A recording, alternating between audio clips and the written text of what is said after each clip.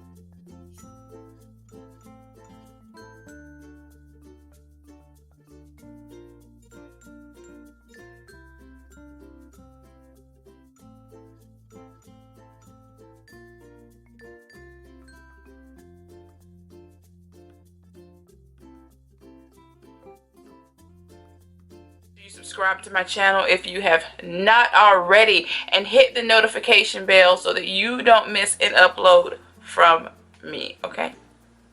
Until next time, guys, I will see you in my next video. And be sure to cop this palette. I know you're going to like this one. I absolutely love it. So be on the lookout for more looks from me with this palette. I love this one. I know that I'm going to hit the pan in about 2 weeks. I'll be done with these shadows. Bye, guys.